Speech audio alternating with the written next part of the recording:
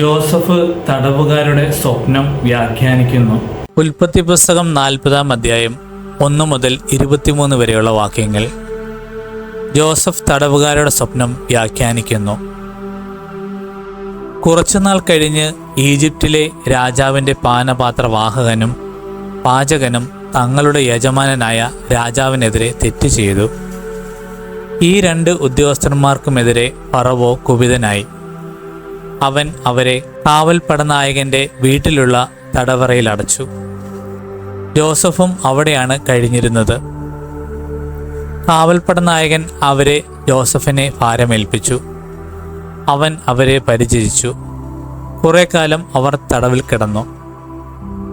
തടവറയിൽ കിടന്നിരുന്ന അവരിരുവർക്കും ഈജിപ്തിലെ രാജാവിൻ്റെ പാനപാത്രവാഹകനും പാചകനും ഒരു രാത്രിയിൽ വേറെ വേറെ അർത്ഥമുള്ള സ്വപ്നമുണ്ടായി. ജോസഫ് രാവിലെ അവരുടെ അടുക്കൽ ചെന്നപ്പോൾ അവർ വിഷാദിച്ചിരിക്കുന്നത് കണ്ടു. തൻ്റെ യജമാൻ്റെ വീട്ടിലെ തടവറയിൽ തന്നോടൊത്ത് കഴിയുന്ന ആ ഉദ്യോഗസ്ഥന്മാരോട് അവൻ ചോദിച്ചു, നിങ്ങളുടെ മുഖത്ത് എന്താണ് ഇന്നൊരു വിഷാദം? അവർ പറഞ്ഞു, ഞങ്ങൾ 2 പേരും സ്വപ്നം കണ്ടു. അവയെ വ്യാഖ്യാനിക്കാൻ ആരുമില്ല. ജോസഫ് പറഞ്ഞു, വ്യാഖ്യാനം ദൈവത്തിൻ്റെതല്ലേ? സ്വപ്നം എന്തെന്ന് പറയൂ. പാനപാത്രവാഹകൻ തൻ്റെ സ്വപ്നം ജോസഫിനോട് പറഞ്ഞു, ഞാൻ ഒരു മുന്തിരിവള്ളി സ്വപ്നം കണ്ടു. അതിൽ 3 ശാഖകൾ ഉണ്ടായിരുന്നു. അത് മൊട്ടിട്ട ഉടനെ പുഷ്പിച്ച് കുലകളിൽ മുന്തിരിപ്പഴങ്ങൾ പാകമായി. ഫറവോയുടെ പാനപാത്രം എൻ്റെ കയ്യിലുണ്ടായിരുന്നു. ഞാൻ മുന്തിരിപ്പഴങ്ങൾ എടുത്ത് പിഴിഞ്ഞ് പാനപാത്രത്തിൽ ഒഴിച്ച് അവന് കൊടുത്തു. ജോസഫ് അവനോട് പറഞ്ഞു, അതിൻ്റെ വ്യാഖ്യാനം ഇതാണ്: 3 ശാഖകൾ 3 ദിവസങ്ങളാണ്. 3 ദിവസത്തിനകം ഫറവോ നിന്നെ ഉദ്യോഗത്തിൽ നിന്നും വീണ്ടും നിയമിക്കും. മുൻപെന്ന പോലെ നീ പാനപാത്രം ഫറവോയുടെ കയ്യിൽ വെച്ച് കൊടുക്കും.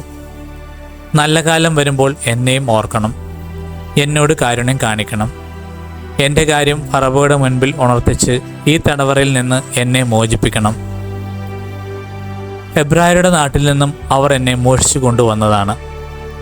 ഇവിടെയും അവൻ എന്നെ ഈ ഇരുട്ടറയിൽ അടയ്ക്കത്തക്കതൊന്നും ഞാൻ ചെയ്തിട്ടില്ല. വ്യാഖ്യാനം ശുഭസൂചകമാണെന്ന് കണ്ടപ്പോൾ പാചകപ്രമാണി ജോസഫിനോട് പറഞ്ഞു, ഞാനും ഒരു സ്വപ്നം കണ്ടു. എൻ്റെ തലയിൽ 3 കുട്ട നിറയെ അപ്പമുണ്ടായിരുന്നു. ഏറ്റവും മുകളിലെ കുട്ടയിൽ ഫറവോയ്ക്ക് വേണ്ടി പാകം ചെയ്ത പലതരം അപ്പങ്ങളായിരുന്നു. പക്ഷികൾ വന്ന് എൻ്റെ തലയിലെ കുട്ടിൽ നിന്നും അവ കൊത്തി തിന്നുകൊണ്ടിരുന്നു. ജോസഫ് പറഞ്ഞു, അതിൻ്റെ വ്യാഖ്യാനം ഇതാണ്: 3 കുട്ടകൾ 3 ദിവസം തന്നെ. 3 ദിവസത്തിനകം ഫറവോ നിന്നെ പുറത്തിറക്കി മരത്തിൽ കെട്ടിത്തൂക്കും. പക്ഷികൾ നിന്റെ മാംസം തിന്നുകയും ചെയ്യും. 3-ാം ദിവസം ഫറവോയുടെ പിറന്നാളായിരുന്നു. തൻ്റെ വേലക്കാർക്ക് അവൻ ഒരു വിരുന്ന് നൽകി. പാനപാത്രവാഹകനെയും പാചകപ്രമാണിയെയും പുറത്തു കൊണ്ടുവന്നു വിധി കൽപ്പിച്ചു. പാനപാത്രവാഹകനെ ഉദ്യോഗത്തിൽ തിരികെ നിയമിച്ചു. അവൻ പാനപാത്രം ഫറവോയുടെ കയ്യിൽ കൊടുത്തു. എന്നാൽ പാചകപ്രമാണിയെ അവൻ തൂക്കിക്കൊന്നു. ജോസഫ് വ്യാഖ്യാനിച്ചതുപോലെ തന്നെ സംഭവിച്ചു. എന്നാൽ പാനപാത്രവാഹകൻ ജോസഫിനെ ഓർമ്മിച്ചില്ല.